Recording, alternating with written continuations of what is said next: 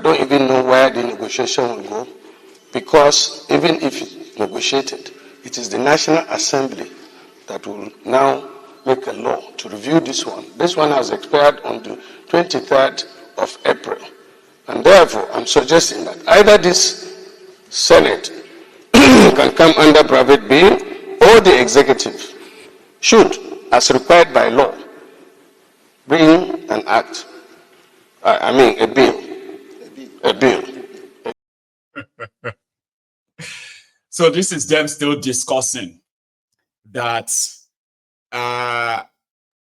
we don't know if you are aware, the law that says we should pay 30,000 naira minimum wage, which 24 states have disobeyed.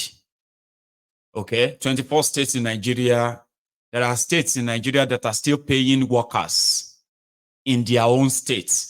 The state where that Undume, that man that spoke last, where he came from, that is a Borno state. That state is still paying the minimum wage of 7,900 naira to school teachers. Yes, you heard me right. That's not a slip. 7,900 naira salary paid to school teachers in Borno. And you know what they said about that? They said, because, it's not like that. The salary of teachers is different. And the workers in Borno, some local government, they don't exist again. Boko Haram, they control them. So because they just don't want to make those people feel like they are jobless, they don't get job again. That is why the state government is paying them small money. I tell you, wage bill, 7,900 naira a month, school teachers. But when those they paid 50,000, 100,000 to launder the image of that Zulum in Borno, those ones who are telling you that the reason why Zulum is paying school teachers 7,900 naira a month in 2024 is because Boko Haram have taken over their villages. They have taken over their schools. Zulum just didn't want them to be hungry. That's why he's paying them that money. But guess what? All of the local government areas that are now being controlled by Boko Haram terrorists in Borno states today, they are collecting their full allocation from Abuja, like they are still operating, they are still existing. Projects, salary of workers, all of those things there, now right at the right time.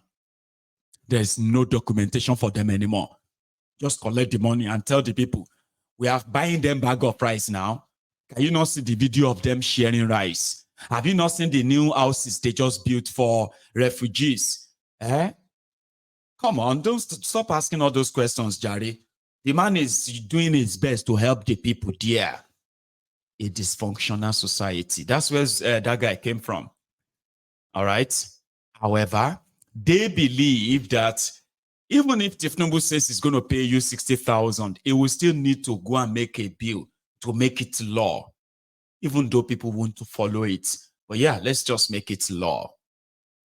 But shutting down the airport, that's far, far too much. Listen to Oji Uzo Kalu. He also contributed. Just listen. Stepping down the bill, I would like Mr. President and the entire Senate to please pay more attention to these people, because I know how much people have lost in the last 24 hours. I think 60,000 might be sounding very good. Let the Senate, in the wisdom, the whole of Senate members, let us see what we can do in persuading both Labour and the federal government in looking at between 75 and 90,000 naira. Because if you go by 90,000 naira, it means in the last 5 years, which this law was made, it means if you divide 90,000 times, divide 200%, let's say it's 200%, 90,000, divided by 5 is 40. And the food inflation, the purchasing parity, and other things we have in the market is also about 32% to 33%. So Labour should be very happy in what we are saying. So we must not only look or wait to make law, We must send out a delegation both to labor like we have did before and also to the federal government and say let us up to 90,000 naira. And every party should stop at that, because if they postpone for 1 week and nothing is doing, look at pulling down national grid. Mr. President, is not an easy job. That national grid might take another 3-4 days to come up, because shutting down a national grid, starting it up is a problem. So everybody must stand up today, if it means closing this plenary, for you and few other people to go to the executive and go to labor and stop this, because this is not good for our country. People are trying to pull down democracy, and we must not allow that to happen, because we know the importance of democracy.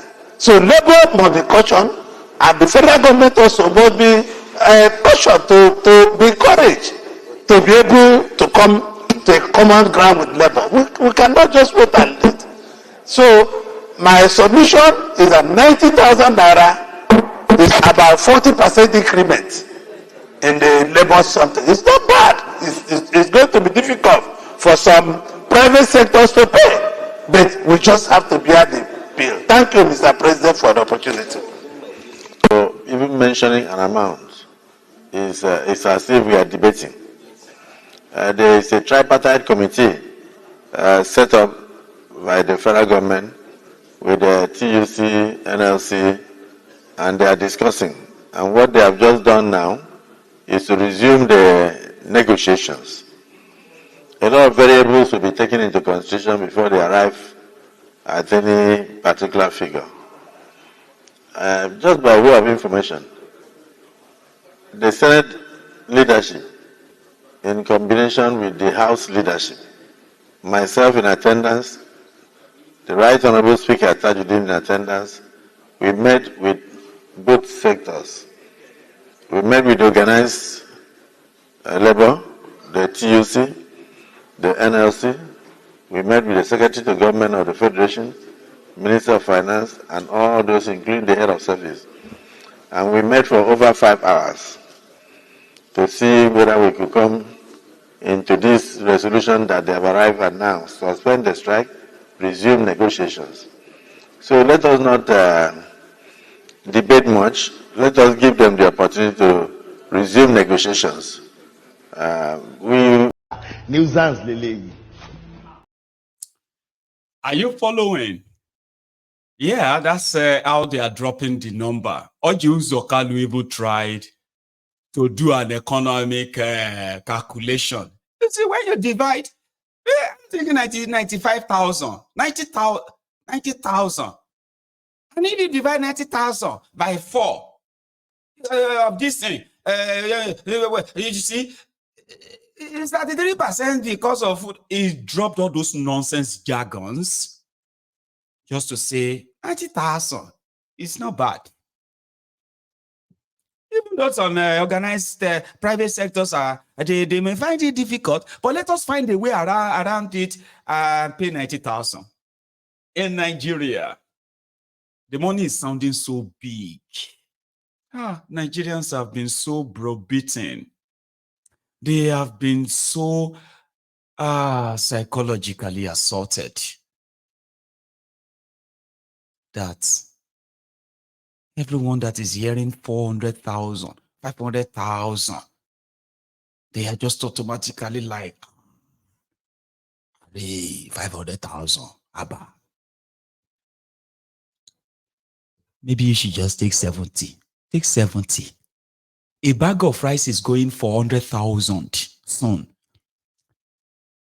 Then Tifnumbu and gang, and those who are trying to convince you that 400,000 is a lot of money. But the same set of people, they want you, okay, to receive 120% salary increase, which is the basic.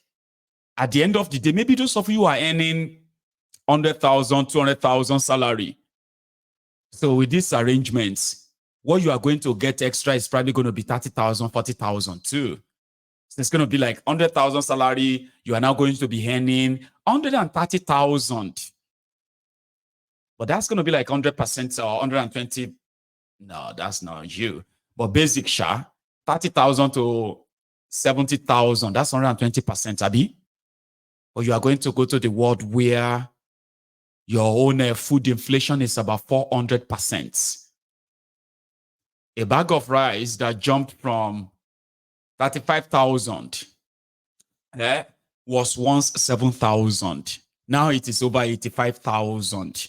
Gary, the basic food, the basic staples that, because everywhere now is about food affordability. Nobody say food no deal. Now to afford to be able to buy and eat is the issue. But the likes of these guys are like 90,000. Now, what do you think a 90,000 would do for a family of a 4 in Nigeria? Sincerely. So you are expected to have, to have a 100% salary increase in a country with hyperinflation that is over 400% inflation. Everything from transportation to rent to medicals to food. You know what I'm talking about. That's over 400%. So which means somehow, it is like what the Yoruba call afiaje mama feayo. Afiaje mama feayo is a Yoruba word for somebody who is pretending to be helping you, but they were actually burying you. Afiaje mama feayo tó ń fúnni ní oko ìdí ọ̀pẹ ro. That's pretty much what it is. Iṣẹ́ lárí àrówó. Ọ̀gá iṣẹ́. Ọ̀gá. Ọ̀gá. But you adjusted the textbook definition of what poverty looks like when it walks on the streets, as you have many in Nigeria today. Ọ̀gá iṣẹ́. Ọ̀gá iṣẹ́ lọ̀gbẹ́ni ẹ̀. Go and call me Ọ̀gá iṣẹ́. Ọ̀gá iṣẹ́ lẹ́ni lóòótọ́. Because of the visibility of the poverty, deprivation. Because all you do is work.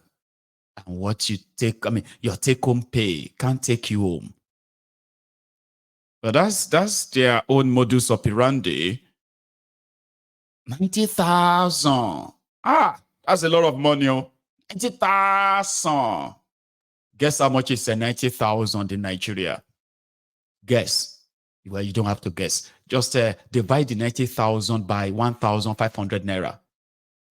And you are going to get that in dollars. The 90,000 is probably just about $60. Well, that's an improvement from $28 a month to $60 being offered. Again, listen to this. You couldn't leave anybody. So it went back to Saudi Arabia empty. So those pilgrims couldn't go. And no, we are not going to debate. You get that? How can your strike stop the pilgrims from going to Mecca? Do you understand what that means? No, we need to make law. Do you know that strike affected the people that want to go and pray in Mecca? Remember that the federal government of Nigeria gave the people to go and pray for Nigeria in Mecca 90 billion naira. Nigeria spent over 700 billion naira sending people to Mecca in 2024 alone. Do you understand what that means? You cannot be striking like that. That is the Deputy Senate President. Listen again.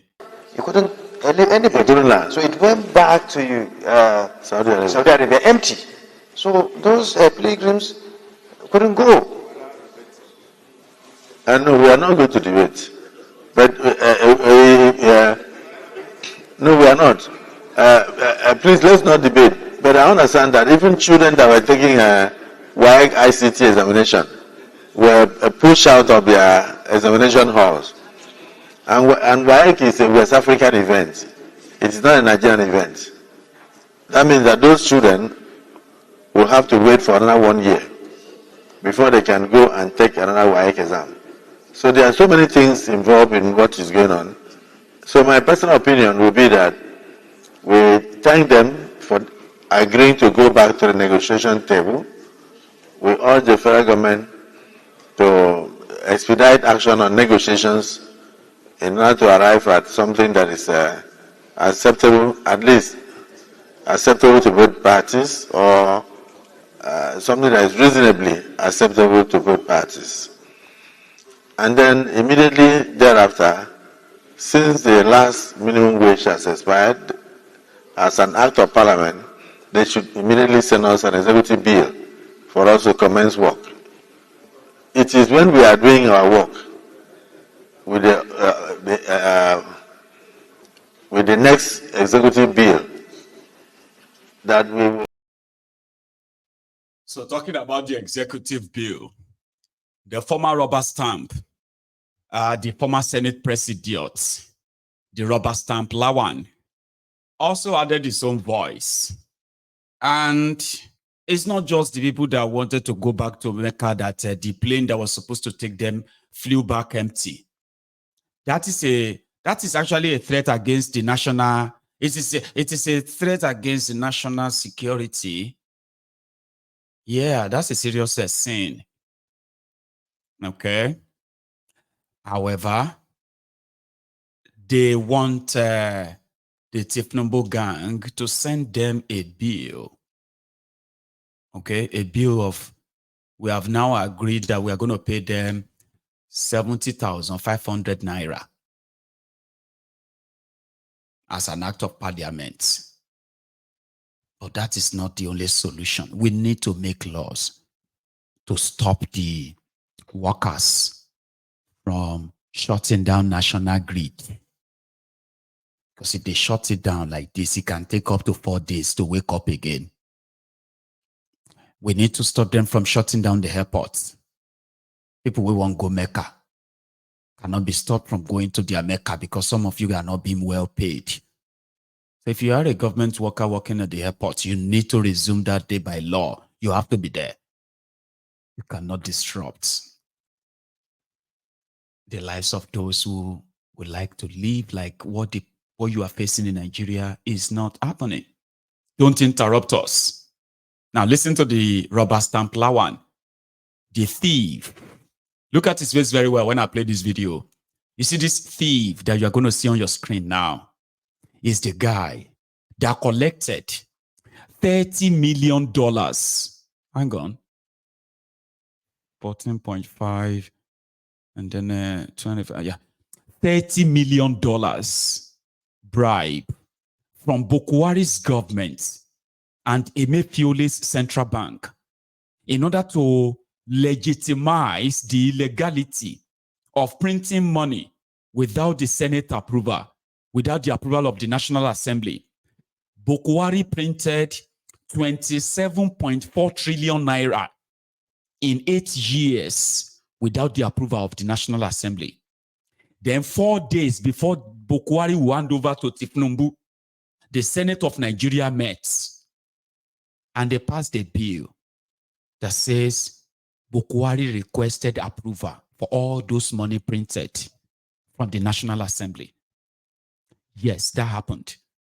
This guy collected $30 million. We wouldn't have known about it if not because the $14.5 million given to Gbajabia Mole to share among the House of Representative members that were going to vote yes, Bokwari got the approval. All the loans, all the money borrowed by Bokwari was approved. They were approved by the National Assembly so that Bokwari will not be committed to prison, that he committed illegality. Just in case if you don't know, I have to remind you. $14.5 million was given to Gbajabia Mole. They were supposed to share the money among the House of Representatives members. $10,000 was supposed to be given to each of them. No, hang on. They were supposed to be given like about $100,000 each. Gbajabia Mole shared $3.6 million. And that is $10,000 for each member of that National Assembly, that House of Representatives time, when Bajabia Mole was their speaker. It happened. It is true. But I know a lot of you who are like the one Nigerianist who want us to pretend that we are all suffering from the Stockholm syndrome. You are not majority of you are not suffering from Stockholm syndrome. You are suffering from selective amnesia, where you can pretend that you can't remember. That happened just May last year. And that was why within a space of 15 minutes,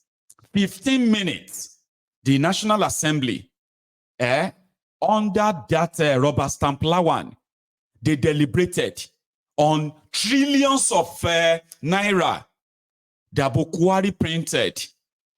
$50 billion. They spent 15 minutes to look into all of that, and they approved it as legit,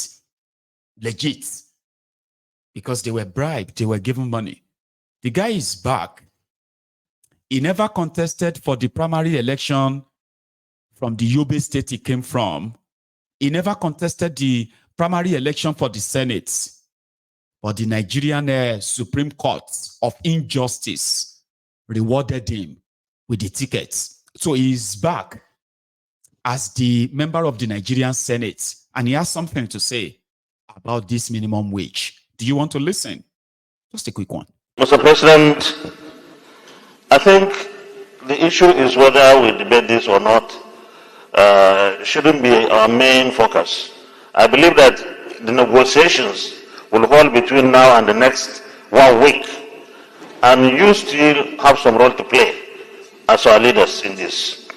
My thinking is we cannot fix any figure here. We cannot contemplate any figure. But I also believe that, Mr. President, distinguished colleagues, it's not all about figure. Some economic policies could really help. Some economic policies. What are these policies? Mr. President, I don't know them. But I believe that enhancing the value of our currency, the naira, is such an important issue, because that will have whatever it is that we are able to provide us minimum wage to help Nigerians. And while the Labour, NLC and TUC are the ones clamoring for the minimum wage, I want to remind us that we have the rest of Nigerians who will be going to the same market, who may not enjoy any minimum wage. So as we deal with the minimum wage, Mr. President, we should also be thinking of those who have no employment at all, because they constitute the bulk of those we represent. Thank you very much, Mr. President. Thank you. On the negotiation, otherwise it will mean that we are jumping the gun, and we are trying to settle the issues for them. There are many variables that they will look at. Capacity to pay, and the ability of states, local governments, and private sector to even pay. They will also be looking at the fact that if the minimum wage is too high, then the possibility of retrenchment of workers will occur. And I think they will take comparative analysis to know that the last minimum wage, which was fixed by this parliament as an act of 30,000 naira, how many states were able to pay? How many local governments were able to pay? How many employers of labor were able to pay? We'll be looking at those things, because it's important that a holistic approach be looked at. And I have taken the suggestion that we should not rest until we arrive at an amicable resolution of the issue, that the National Assembly leadership should also continue to make its own contributions towards the ongoing negotiation. On that note, I want to thank the Nigerian Labour Congress and the TUC for listening to the voice of Nigerians and the international community, calling out the strike to enable negotiations to continue.